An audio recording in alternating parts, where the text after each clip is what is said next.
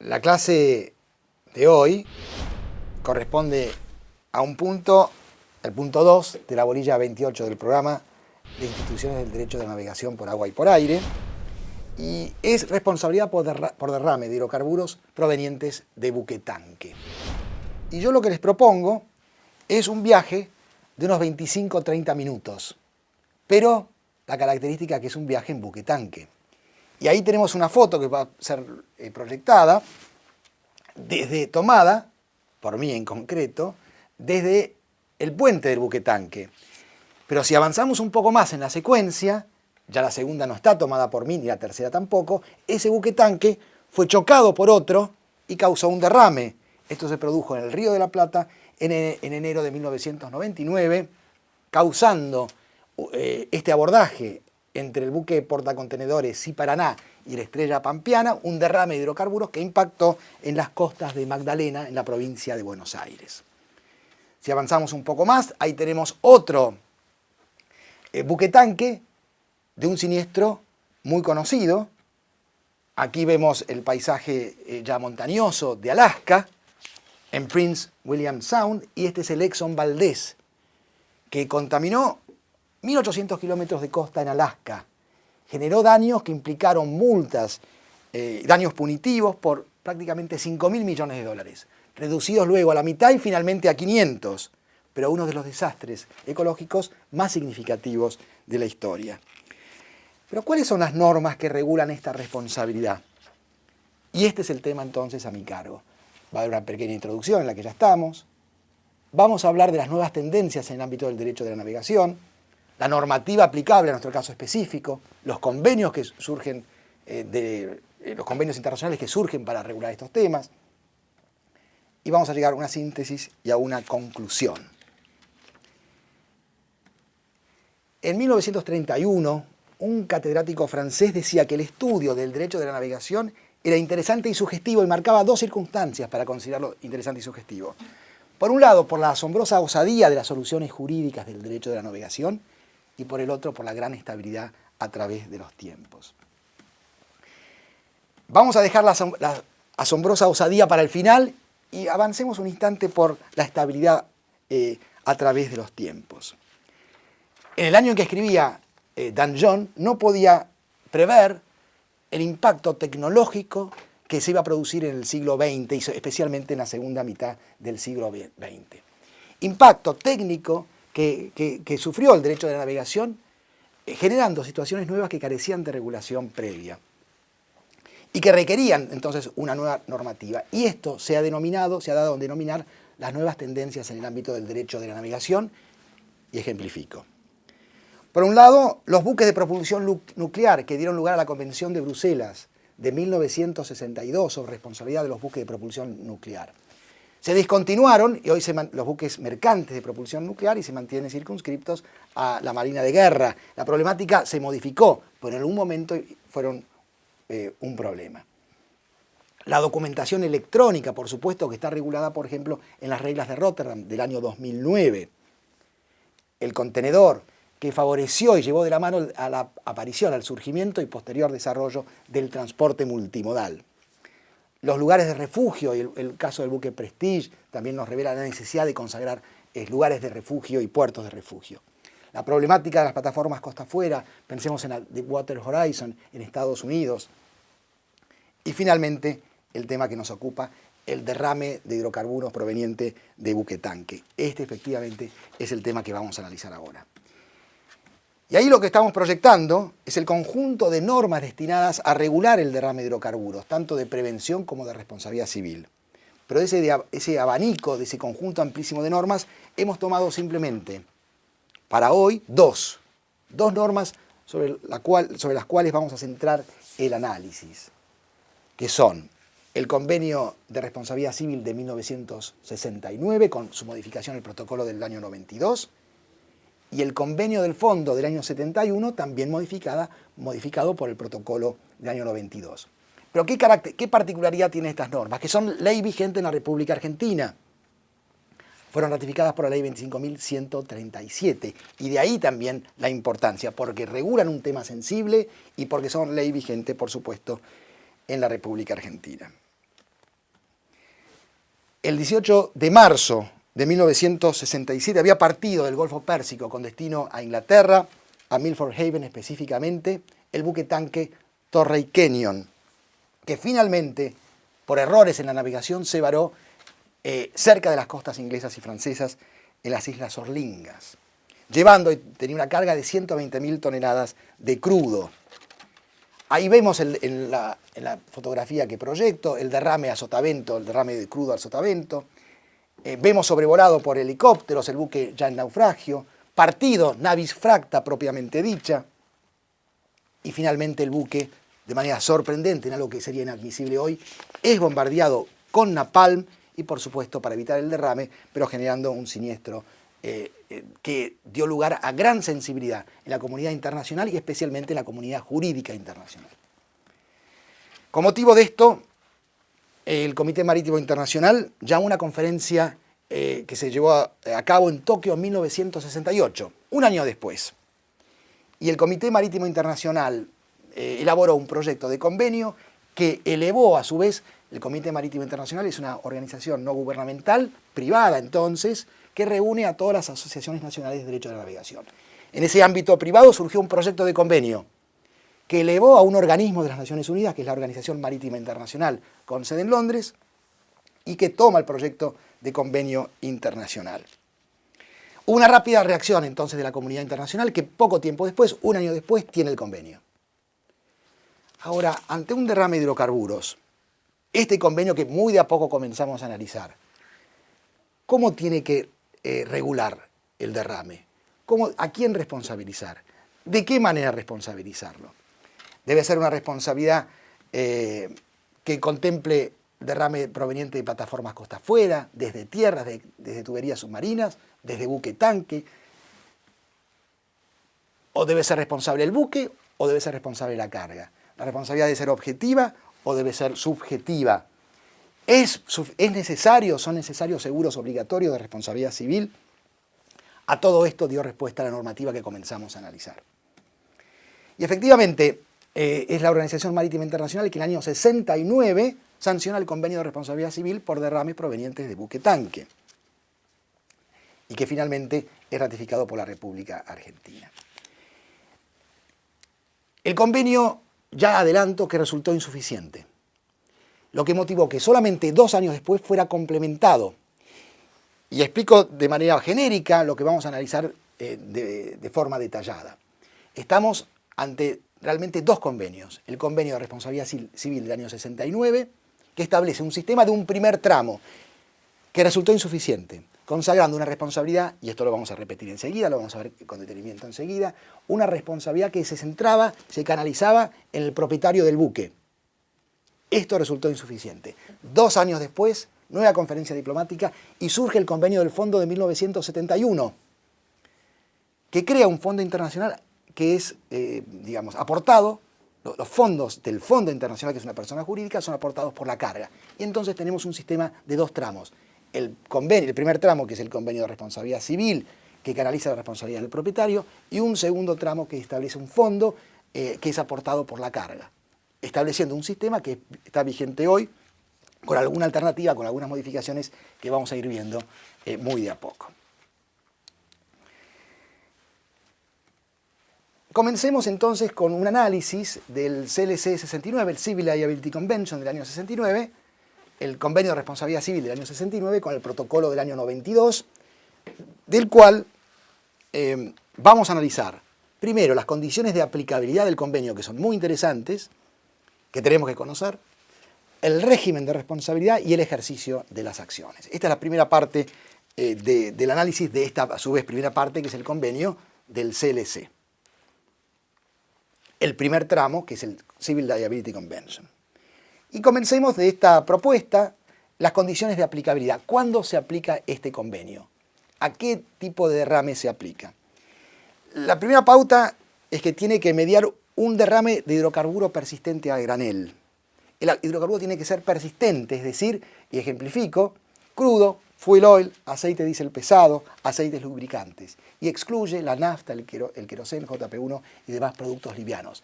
Es decir, contempla aquellos que tienen capacidad de contaminar y de dañar, no aquellos de mayor volatilidad y capacidad de evaporarse.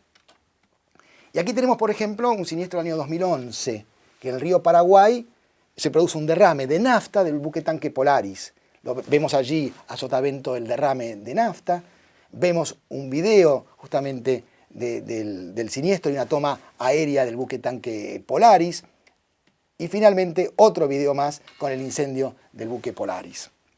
Pero ¿qué característica tiene este caso? Es que no se aplica el convenio porque se trata de un producto liviano, era nafta, no era petróleo crudo, etcétera, de aquellos que son considerados persistentes. El derrame tiene que provenir, además de ser un hidrocarburo persistente, tiene que provenir de buque tanque, lo que excluye las plataformas offshore, plataformas, las monoboyas, tuberías, puertos, etc. Y aquí también tenemos unas diapositivas de monoboyas petroleras que quedarían, por supuesto, excluidas si el derrame proveniera de la monoboya o de la tubería de la monoboya. E incluso en esta tercera fotografía tenemos la plataforma de Water Horizon del Golfo de México que derramó en el año 2010. Bueno, sería un caso excluido de esta normativa. Recordemos que este caso tuvo 11 desaparecidos, afectaron 900 kilómetros de costa, pero sería un caso excluido de esta normativa. Debe tratarse además de un daño proveniente de derrame de hidrocarburo persistente, de buque tanque, pero tiene que ser además de buque tanque de navegación marítima. No tiene que ser un buque de navegación fluvial, es decir, estamos en los buques de mayor capacidad. Y aquí tenemos otra secuencia de un conjunto de fotos que nos van acercando peligrosamente a un abordaje. Todavía el abordaje no se produjo, la proa del buque granelero ya va, digamos, dirigiéndose hacia la colisión de la barcaza que se encuentra amarrada, se produce la colisión, ya se están separando los buques y vemos los daños que se produjeron al muelle y también vemos los daños, el derrame de producto, pero que es derrame de producto de una barcaza de navegación fluvial. Otro caso, que ese gasoil derramado quedaría excluido de la normativa que estamos analizando.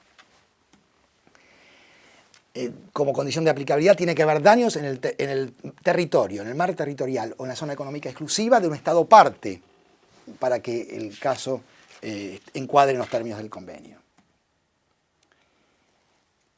Pero ya dejando atrás las condiciones de aplicabilidad que son las mencionadas, tenemos que ir quizás a lo que debemos considerar como el plato fuerte, lo central, lo medular del tema, que es el sistema de responsabilidad. ¿Cómo debe indemnizarse un daño producido por contaminación de petróleo crudo proveniente de buque tanque de navegación marítima? Y veamos la gravedad del tema en el caso del buque Prestige del año 2002, para el cual proyectamos un video de aproximadamente 1 minuto. A 50 kilómetros de la costa atlántica española, el capitán de un viejo petrolero fuera de control trata de no ser engullido por el temporal.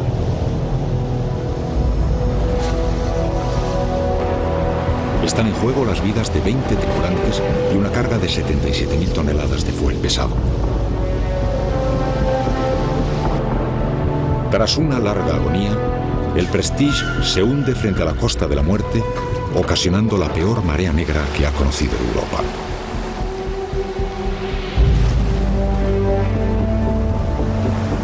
Todo un pueblo lucha con los medios a su alcance para salvar una forma de vida.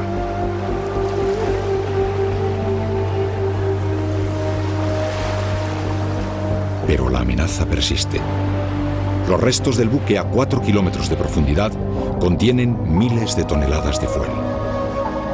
El único modo de neutralizar el peligro es mediante una operación tecnológica sin precedentes en el umbral de lo desconocido.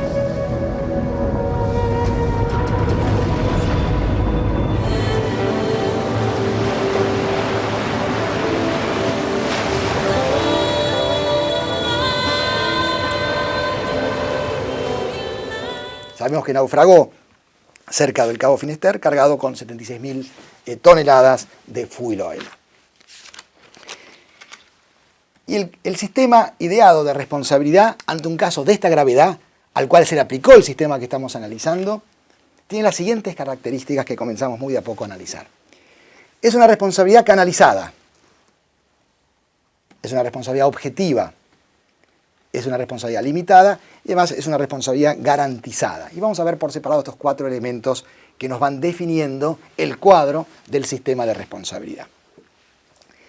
Responsabilidad canalizada es el primero. Recae la responsabilidad en el propietario del buque tanque.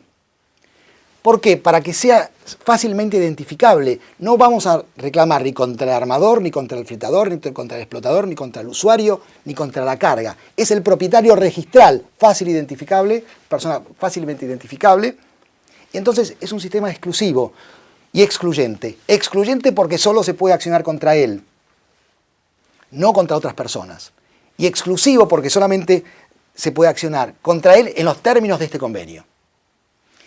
E incluso el propio convenio establece un conjunto de personas contra quienes no pueden accionarse.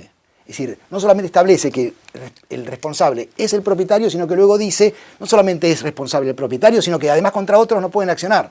Y excluye los empleados del propietario, los tripulantes, los agentes, el práctico del buque o otra persona que preste servicios a bordo, el fletador, el gestor naval, el armador, el que asiste o auxilia al buque y a los empleados, por supuesto, de todos ellos.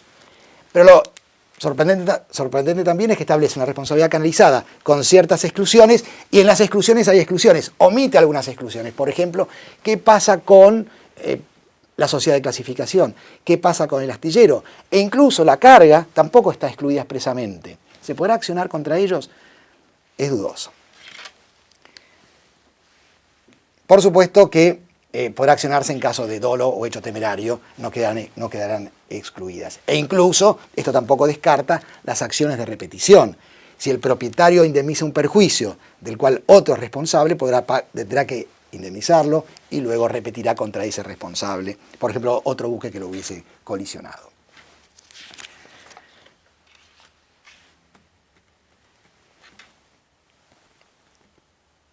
Es una responsabilidad, luego de haber definido quién es el sujeto responsable, es una responsabilidad objetiva.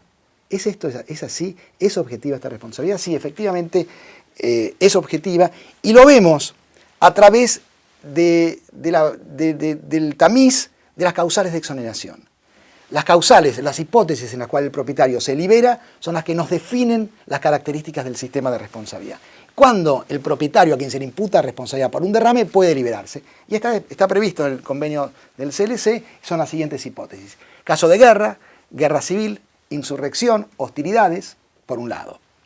No asume la hipótesis de guerra. Luego el fenómeno natural, excepcional, inevitable, irresistible, por supuesto, en nuestro caso fortuito y fuerza mayor que conocemos. El dolo de un tercero, cuando ha producido totalmente el daño, el dolo de un tercero. La culpa de un ente encargado de mantener auxilios a la navegación.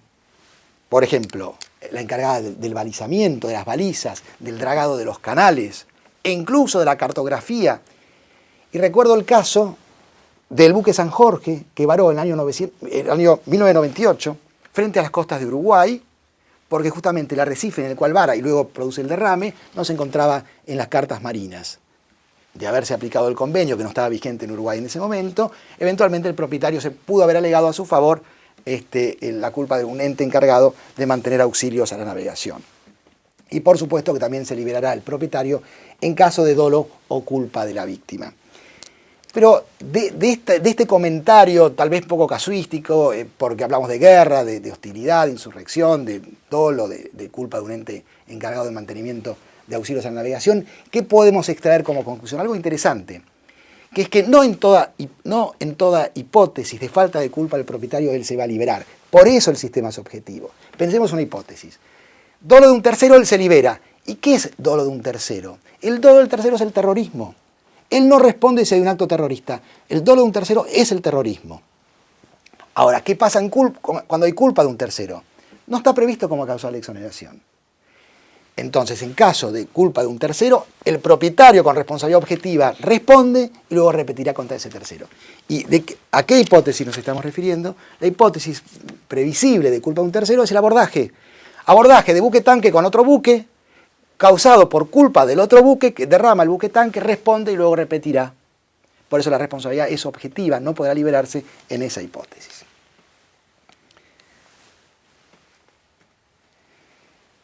La responsabilidad es limitada en este tramo, ahí hay una proyección y simplemente de manera resumida digamos que el límite de responsabilidad actual es de 132 millones de dólares. Este es el límite, es decir, establece un sistema limitado de responsabilidad. La responsabilidad no será integral. Hay un límite, hay un tope cuantitativo en la extensión del resarcimiento, en base a una escala cuyo monto final, ahí está explicado, es de 132 millones de dólares. Por supuesto, excepto en caso de dolo o hecho temerario, que franqueará la limitación. No puede ampararse en un límite quien incurre en estas conductas.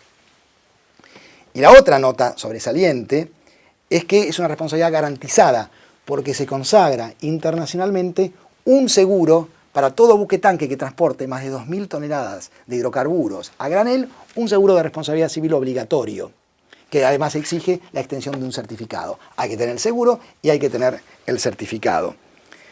Estas coberturas habitualmente se obtienen por medio de mutuales, se denominan mutuales de protección e indemnidad, cuyo límite de responsabilidad, o cuya cobertura, mejor dicho, es de 1.000 millones de dólares.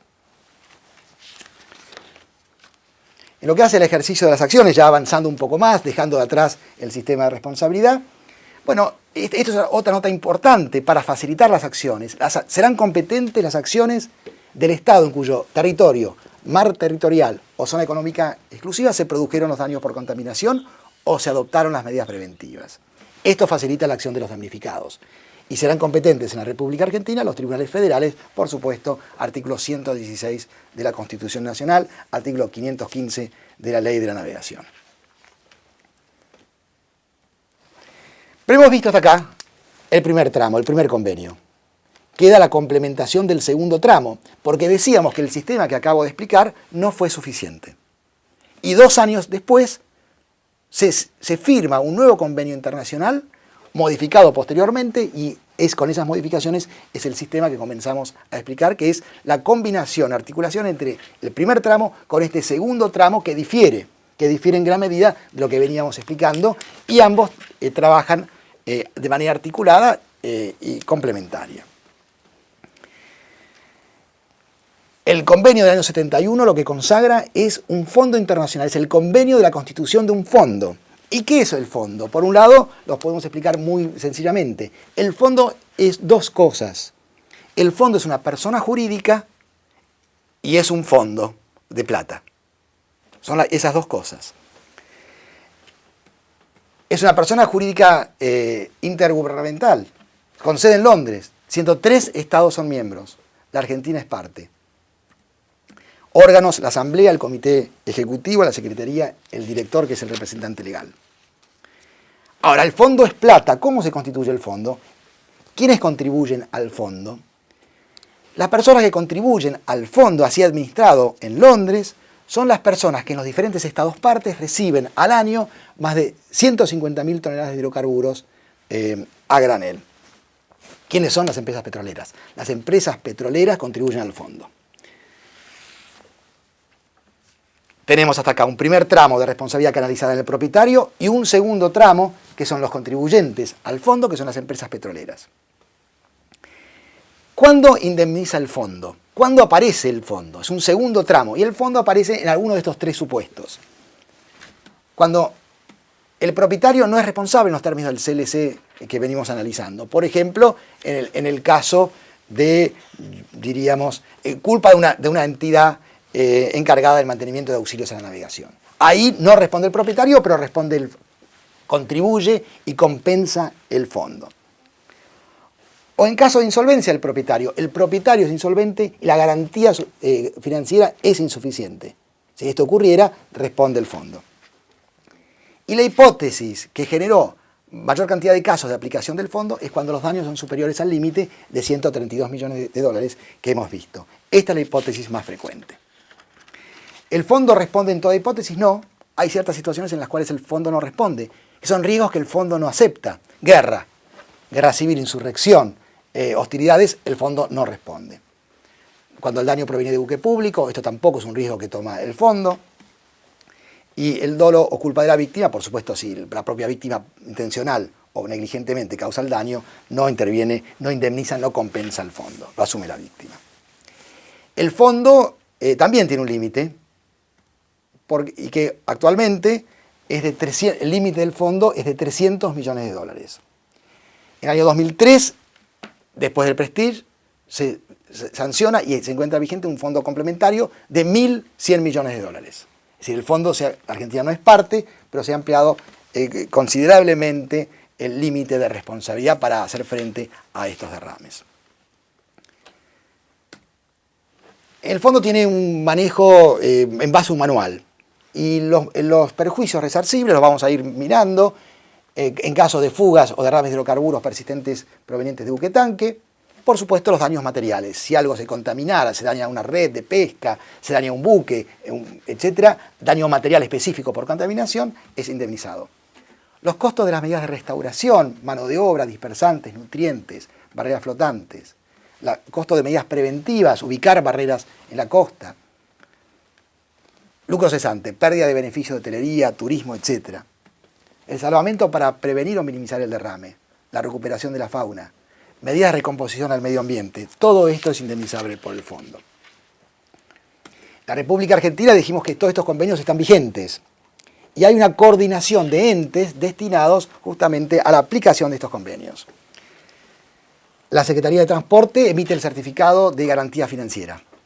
La Prefectura controla la existencia del certificado para buques propios, buques de bandera argentina y extranjeros.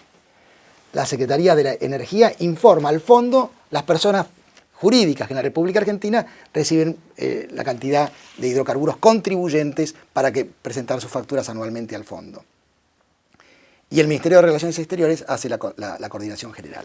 Lo interesante de este sistema es que las personas que reciben hidrocarburos, que son las empresas petroleras, reciben la factura del fondo directamente y contribuyen al fondo en base a una información de la cantidad recibida que le da, por supuesto, el Estado Nacional. Aquí hay otra proyección de los estados latinoamericanos que son parte de los convenios. Ahí vemos la falta de Brasil. Brasil debía ratificar estos convenios. La Argentina, Colombia, República Dominicana, Panamá, Uruguay y Venezuela son parte de estos convenios. Y entonces ahora sí llegamos al final. Y vamos a hacer una breve recapitulación. Hemos hablado del derrame de hidrocarburos y lo enrolamos en las nuevas tendencias en el ámbito del derecho de la navegación. Hemos descrito el sistema del CLC y del fondo, del Civil Liability Convention y del sistema del fondo. Hemos explicado que se trata de un sistema de dos tramos, uno canalizado en el propietario y un segundo tramo en el fondo, que es aportado por la carga, básicamente por las empresas petroleras. Y hay hoy actualmente un tercer tramo también que incrementa los límites de responsabilidad.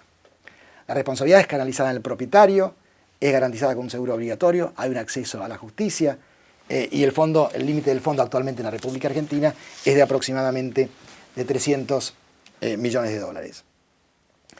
Y entonces, acá retomamos aquello que decíamos al principio. Este sistema, recordamos que Daniel Danjon decía que el derecho de la navegación también justamente se caracterizaba por la gran osadía de las soluciones jurídicas. Y yo creo que esta extraordinaria respuesta frente al derrame de hidrocarburos revela nuevamente la actualidad de ese comentario, porque es la gran osadía de las soluciones jurídicas del derecho de la navegación.